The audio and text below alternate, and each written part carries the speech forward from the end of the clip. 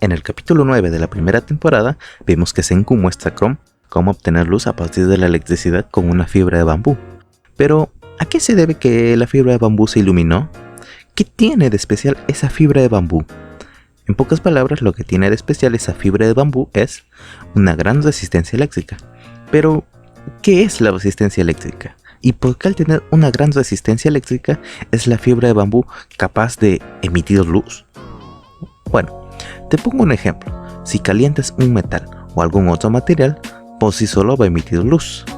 Y dependiendo del material y de qué tan caliente esté, va a emitir una luz con un color más resaltante. Es por eso que hay estrellas que son diferentes al nuestro. Y, dato curioso, nosotros que estamos a una temperatura de 20 grados aproximadamente, también emitimos luz, solo que es luz no visible, luz infrarroja. Incluso una bebida muy fría emite luz, pero al nivel de microondas, que es inferior al infrarrojo, que a su vez es inferior a la luz visible. Ok, sabemos que al calentarse algo emite luz, lo que quiere decir que la fibra de bambú se tuvo que calentar para emitir luz. Pero, ¿por qué se calentó la fibra de bambú? Sí, la respuesta es más que obvio, la electricidad. Pero, ¿por qué la electricidad hace que se caliente? Sí, lo sé, muchas preguntas, ¿no? En un video pasado hemos hablado sobre los tipos de electricidad que hay y el por qué usamos corriente alterna gracias al papi de Nikola Tesla. digo, al gran Nikola Tesla. Oye, si vas a empezar con tus homosexualidades, no puedes jugar. En esta ocasión usaré simplemente la corriente continua, la que va en un solo sentido, lo clásico. Como vemos, los electrones fluyen desde el negativo hasta el positivo de la pila. Fluyen libremente por el cable, y eso se debe a que el cable es un material conductor. Pero también existen materiales que no son muy buenos conductores y que se oponen al flujo de electrones, y eso es la resistencia eléctrica. La oposición de un conductor al flujo de electrones, o sea, la electricidad.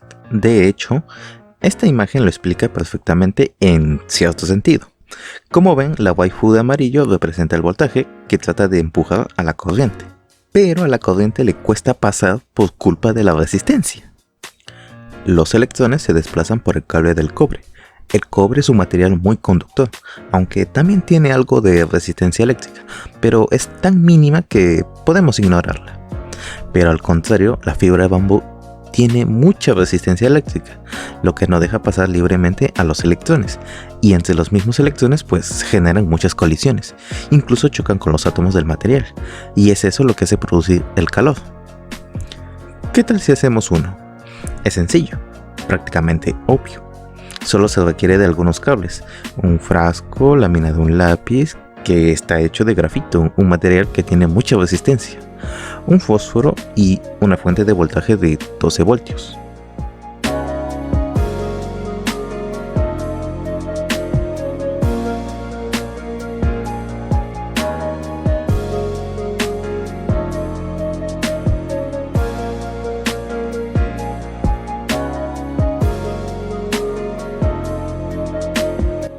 Dato importante, para que funcione tiene que estar bien sellado todo, además de que debemos de sacar todo el oxígeno, y para hacer eso simplemente debemos de encender el fósforo y meterlo en el frasco.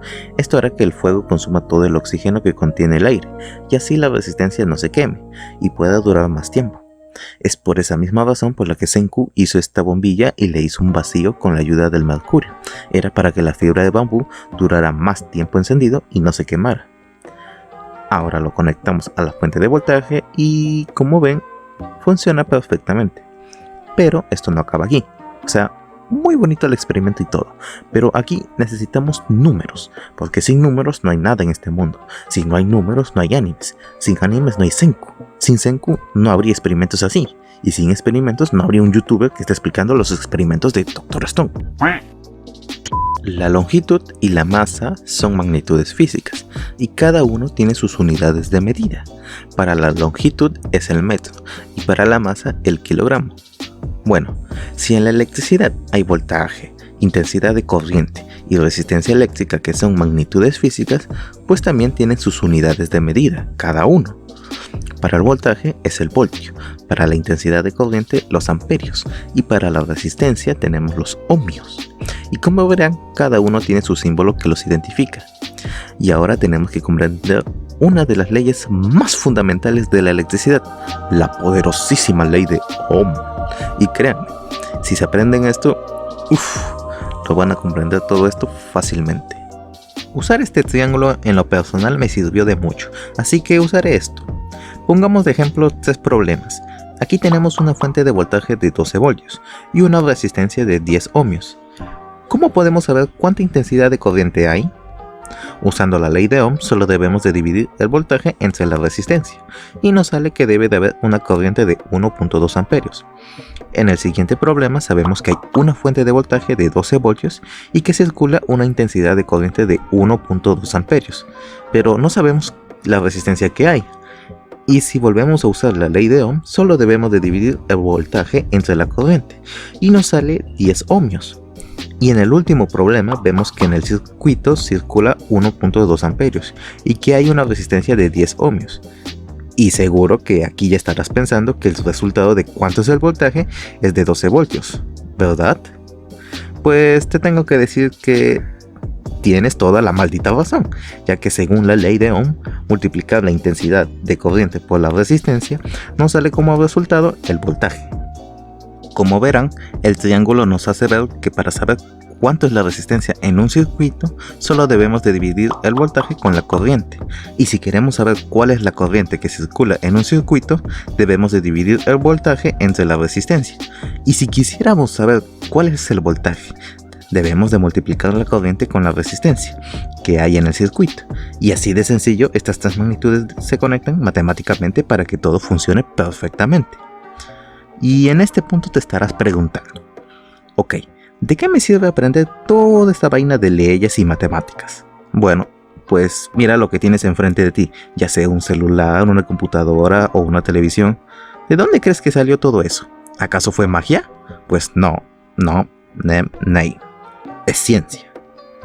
Y con esto acabamos el día de hoy. Espero que les haya gustado mucho el video y si es así, regálame un like, suscríbete al canal y activa la campanita de notificaciones para que no te pierdas ningún video. Y antes que me olvide, en el canal principal he subido un video de ajedrez meme. Si te gusta el ajedrez puedes ir a verlo. Te dejaré un link en la descripción del video para que lo veas. Sin más que decir, hasta pronto.